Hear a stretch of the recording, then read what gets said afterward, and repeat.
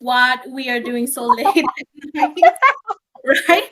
So let's Girl, try- go let's sleep. let's try to wrap it up quite fast. But yeah, well, it's gonna be both the teams, playing with their match point once again. So just the standard bands coming in though. Now both the teams, I would say they're even out all together.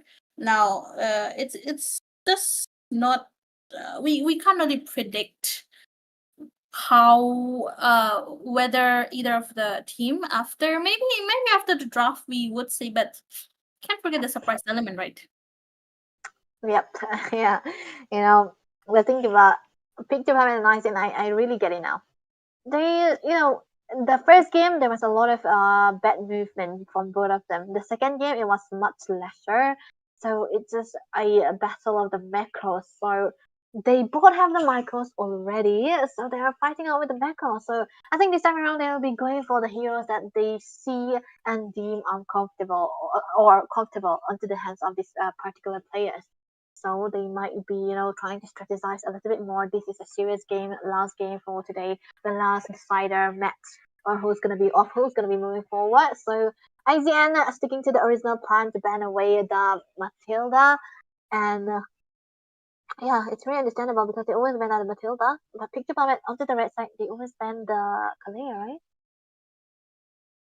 Well, Debbie, I mean the Kalea, she was quite the, I would say, quite the hindrance to the Mm. side of Team IGN. But Peak this time they just decided that they won't give the first pick Kalea onto IGN. So that would be okay. 3 roamers ban out. So right now, will they go for more or will they go other hero bands like maybe the Farsa, or maybe the glue is also open for Phobias up as well.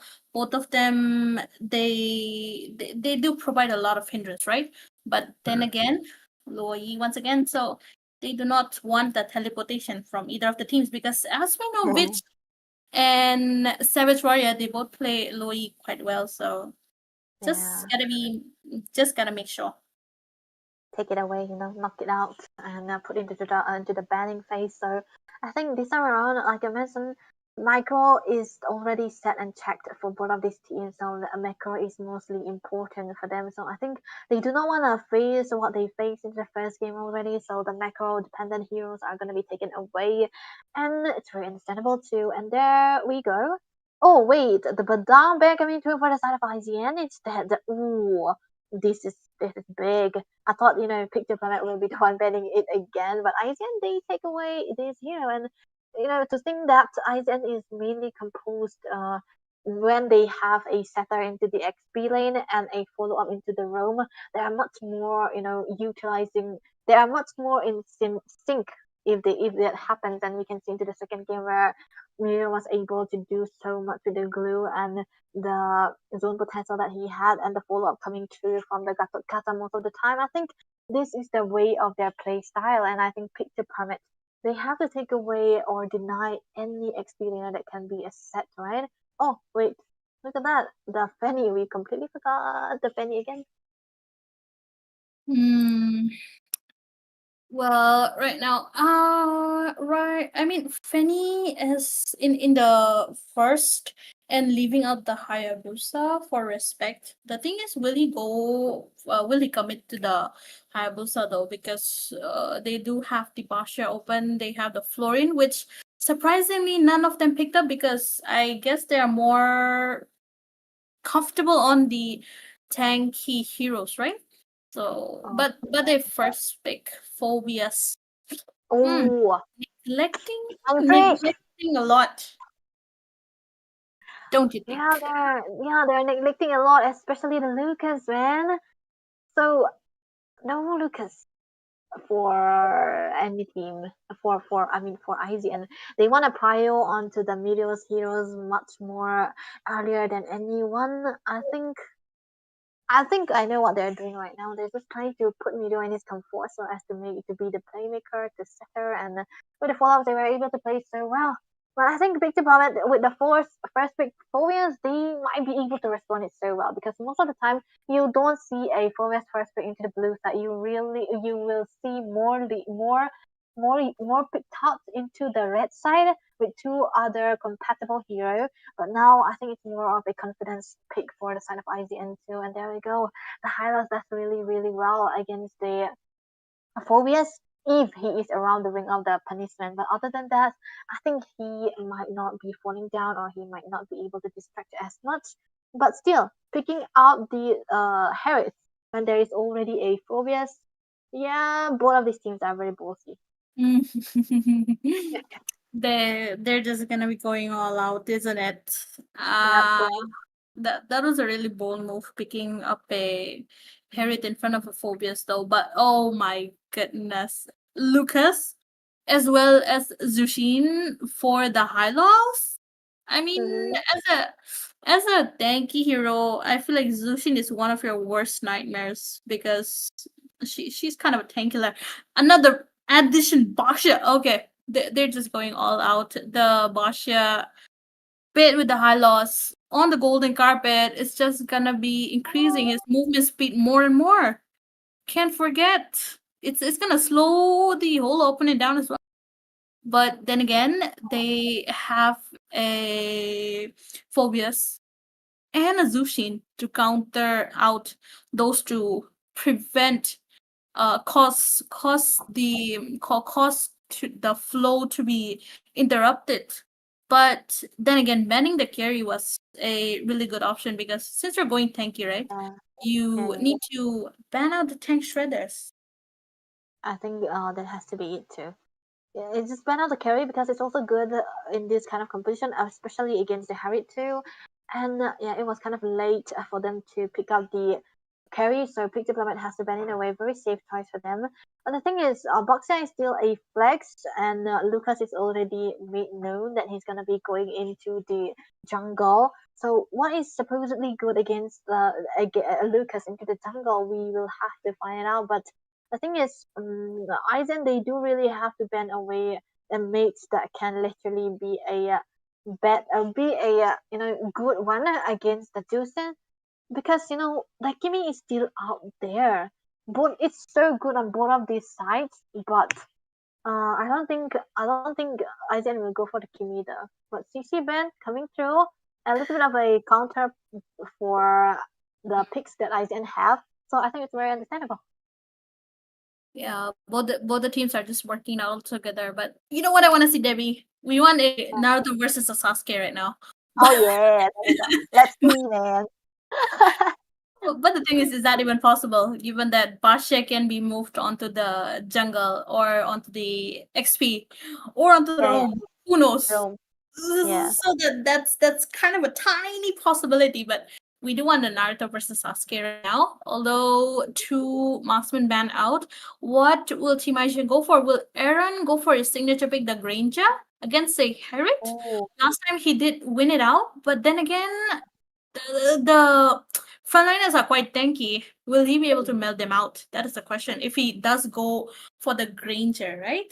So aside from Granger, yeah, what can he pick up? Maybe a Claude, but I feel like I've seen him pick Claude, but not as much as he picks Granger most of the time, though. I mean, Claude is too weak against the Harris, right? In comparison to the Granger, the Granger is bad against the Harris, but the Claude is worse against the Harris. So I don't think he'll go for it. But if he does want to go for the clearance, the better clearance, and playing it safe kind, he still can go for that. It's just there's never saying to this kind of marksman players, man, they do anything and everything. So you will never know. But for the pick diplomat, they have their pick now, Florin banned away by IGN because they do understand the potential threat that the Florin gives, such a cute hero, but still a very deadly one in good combination too. But the thing is, they what? Wait, oh my goodness, I was actually No, okay. it's Tagato, right? No less a lot, right? Triple sandbag combination. Oh yeah. Given that they do not have the true damage dealers Alpha is out of the way because they picked out Lucas already. Carry is banned out. They ban out the CC for themselves up as well. So that's just too much of sandbags coming in, because if you see three of them, I feel like they sustain quite a lot. But then again, won't they lag damage? Will they go for a Farsa or a Valentina for the Lucas? Or are they gonna be going for something else as we speak? Pickup hero picked up by Zozen out there, the jawhead in his hands, while Aaron goes for his comfort, the Granger, really confident that he can shred that three sandbag frontliners from their side. But okay, late game security coming in, it would be Savage Warrior on Sicilian. Now I haven't seen Sicilian in a long time, and I feel like he's been declining. But in this team comp, the more late it gets, the more buff, the more tanky both the teams will be, the more damage will Sicilian and the Granger dish out altogether. I kind of really like the Sicilian here, to be honest, because into the later part of this game, the Zusin does fall off quite a bit, not much, but the Sicilian is where he's gonna be rising. And into the early part also, he does have a potential range that he might be able to get and hit onto this minions and not get drawn away. But we'll have to wait and see. Only time will tell. Ladies and gentlemen, welcome to the land of Dawn Mythic Showdown Season 1. This will be the last final deciding match between IGN and Peak Diplomat. They are 1-1 in score. Match point for both of them. And we will see who's going to be coming out on top. A fast spell tech, 4 flickers for the size of IGN. Oh yeah, the 4 flicker combo once again, right? I mean, you can never flick us right now, given the composition that Team Peak to Plummet has. But three sandbags all together. That's gonna be a hard defense to go through. Given that you're a Lucas, you can't really dive without shredding the defense. But then again, you're supposed to be having the early game snowball, which I feel like Lucas is gonna be getting prevented, because they're just gonna be causing a lot of problem for the Lucas right now. And it does seem like Aaron, he's just gonna be beating around the bush, same with Skyzen altogether. But right now, the Zushin, I feel like Zushin is gonna be playing the main role here, given that the lineup is quite bulky. You have to make sure that you displace them correctly so that you make way for the Jawhead and the Lucas to come through. That's actually true, because 3 frontliners, like you mentioned already, for the side of Peak Development, so Justin will play a very, very important role into the early part of this game. And one thing I also noticed is that IGN, they are fully going for comfort picks. And I think only Respect is the one who's not on his comfort, but he's also very well versed on this hero, on this Lucas, and he's able to play it so well. But the thing is, look at that ejector.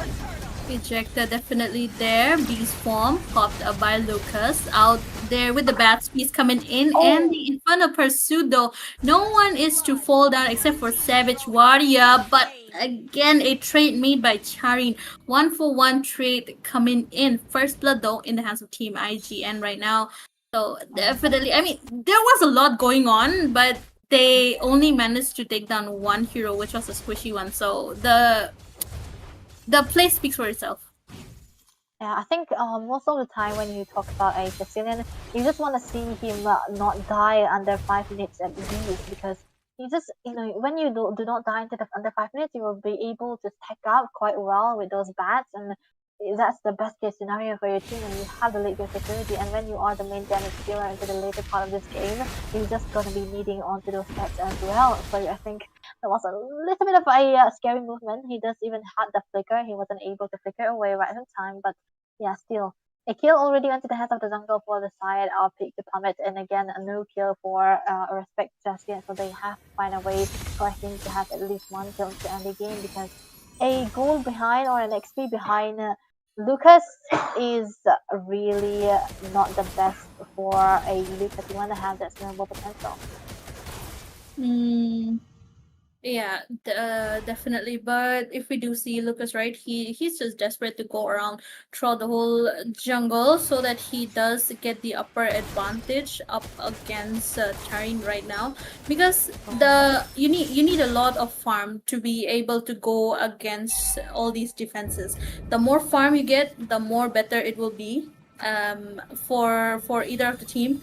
Because I feel like the both the compositions, right? They depend heavily on the farm, but right now, Ejector coming in onto Eyes, getting away though. But the turtle starting up by the side of Team Peak to plummet, while Team IGN, they are circling around the golden carpet lays down for IGN, but look at that. The positioning of Respect will not be able to take the turtle though, will be escaping away. Turtle in the hands of Team Peak to plummet right now. IGN gets taken Meteor does get taken down once again for one trade coming in for both the teams, equally matched out right now, and none of them are actually overextending, which is really good for both the teams. And this is, what the discipline comes in when you are in the best of 3 in the third game, where it's a do or die. You do not want to throw any kind of teams, and yeah, this is what we're gonna be seeing all throughout this game, and I'm really liking it, because you really love to see a disciplined game, right? Not the broly kind where all the fights are there without any objective. And I think this has to be one of the most the reason that the third game is gonna be more important. But though Mid lane, definitely. I mean, there's 4 people out there trying to go through all the defenses, and with the third shield gone, right, you have to be more and more careful, watch out for your own lane so that you do not lose them, because if you start losing them, then it would be bad for you. But as of now, Hylos is a Centaur tank that absorbs punishment and charges forward with stamina based skill. Definitely Hylos has been the main problem right now. He is a Centaur who is not budging at all. I mean, the defense is just too high for Peak to plummet, and until and unless they get the anti-heal and the glowing one for I don't think it will be much possible to go for any tank shredder, given that they don't have any true damage in their hands. Yeah, the funny thing was that there were 4 members out on top just trying to get the tower here, the tower there, but they weren't successful enough. But onto the bot lane, the Miro will be able to trade it quite well, and yeah, this kind of funny interactions are commendable sometimes. But then again, the third turtle will be much. Oh, Zoten! Oh, top lane!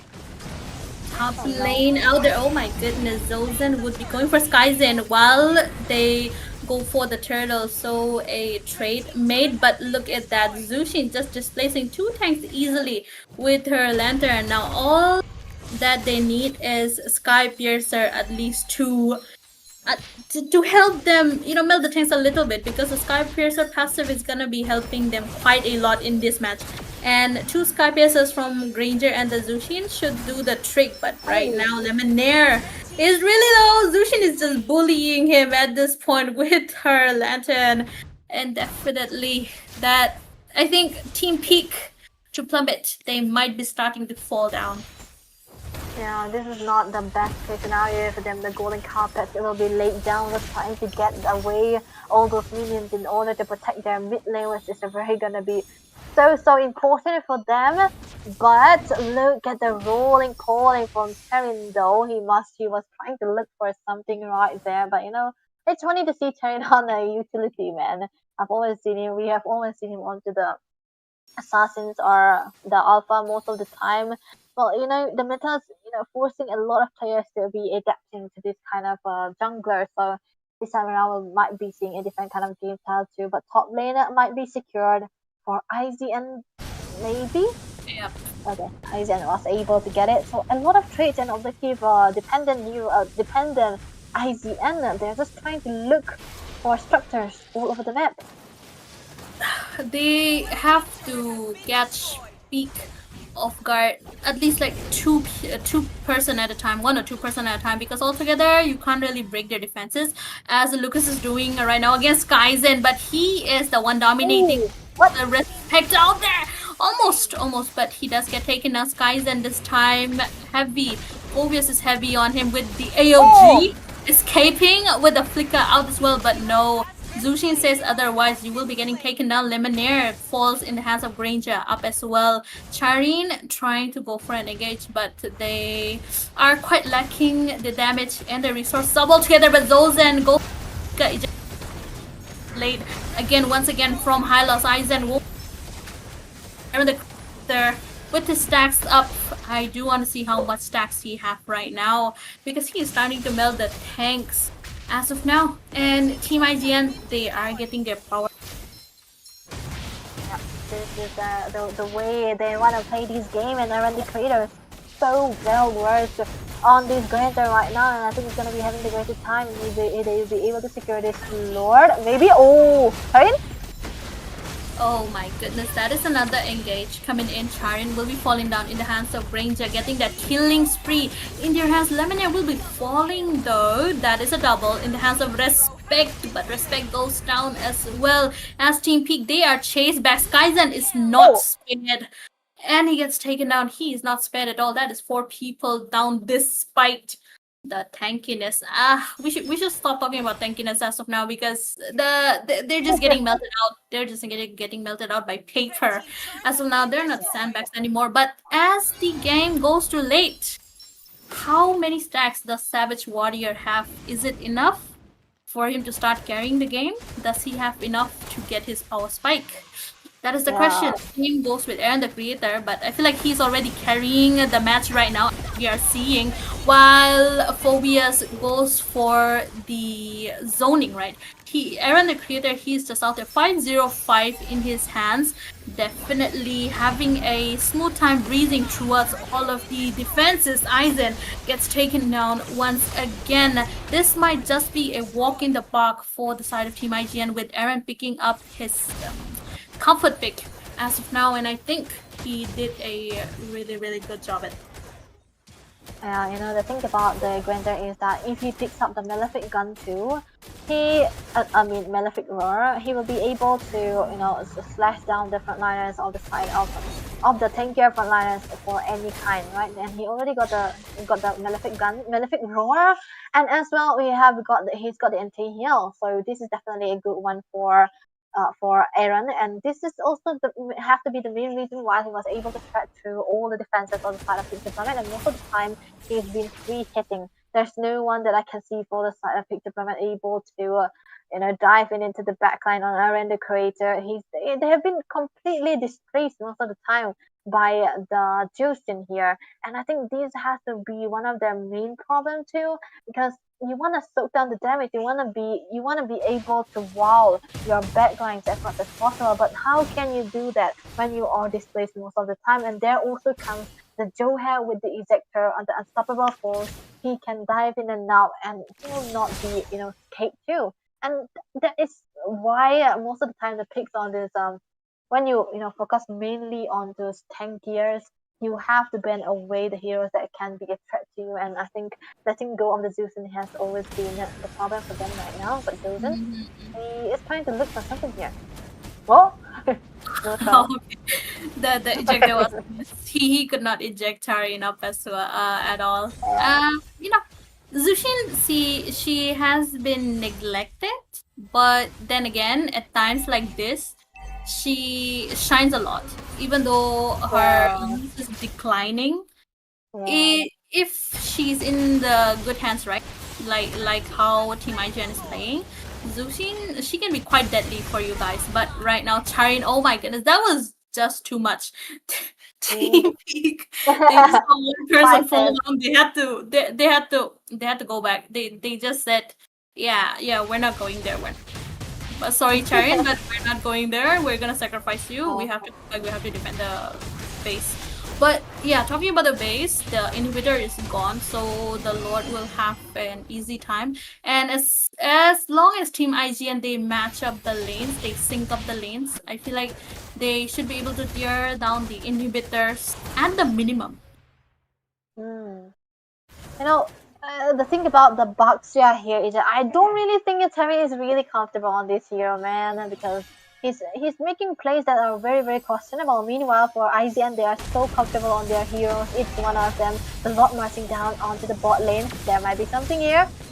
Yep, definitely the lane sync. Almost there, almost there. But yeah, Mirio falls down. But legendary for Aaron, the creator. That one has to fall down for the other to rise up again. But the pressure is still not done yet. Charin, once again, I feel like he went out too far ahead of his team once again, though. But the AOG, no one. Then look at that. He tried to flicker, but that was in vain. IGN, they are forced to go back with Skyzen getting the double kill, get the chase. But they have to escape for now. Team IGN, they were not able to pop out the inhibitor. So a great defense coming in from Peak to Plummet. Yeah, that was actually amazing to say the least because Aaron the Creator, he does have the rose goal meter that made him survive, or else he was dead meat, and that could have been a really, really good comeback for the side of Peak Diplomat. But even now, also losing our two members, the important key setters for the side of Team IGN, they have a little bit of a breathing space as of now. And if the game goes later than it's supposed to be, we're gonna be seeing a little bit of damage coming out from the Sicilian as well as the Harris, and I think for Skyzen, he is gonna be needing the Divine Glaive already. I think he's already got it as well.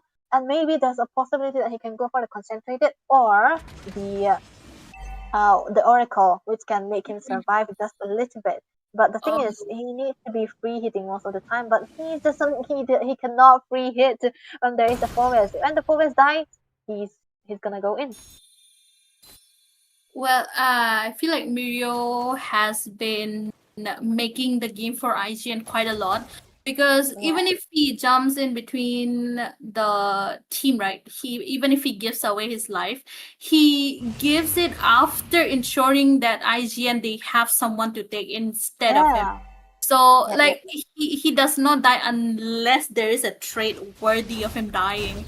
So definitely Mirio is quite stubborn on the EXP, and I think a really good backbone for IGN right now.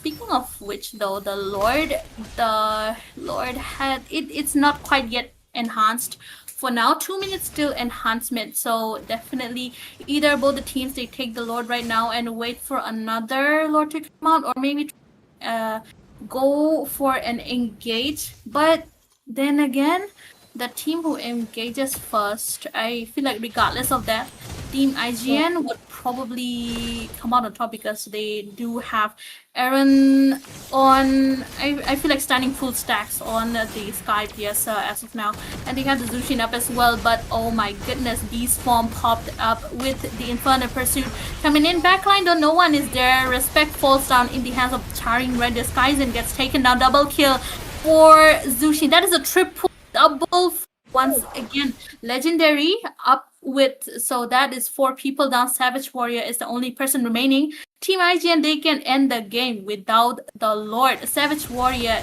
he will not be enough to get that. Oh my goodness, a full team wipeout coming in, and IGN takes away the victory. Oh my goodness, IGN with the comfort style, with the good lineup against them, with their comfort draft able to make this road. They were down one game. Picked up with a little bit of a fluke, weren't able to secure this game. Congratulations to IGN with the reverse sweep, I suppose. What do you think about the game, PT? Holy shit. It was a roller right from the game number 2. I'm just, what is this happening? It's just like a tug of war. Both the sides are just wanting those, wanting those snowball, like It's like, yeah, I am going to take it anyhow. But last game, from the game number two and three, I really loved how all the members stopped every single farm. They did not Mhm. let Peak get a good amount of snowball plus the power spike as well. You know, Sicilian is the king of late games, yet him being there in this game, he is not able to get a very good roundabout as well. The 038 really speaks a lot. Zaujin onto that Jawhead did a perfect job of making sure that the members would be stopped from his presence into the land of dawn. Really loved it how Adam the creator did got all these kills as well. He tried very, very well. But damn, what a game. I'm really surprised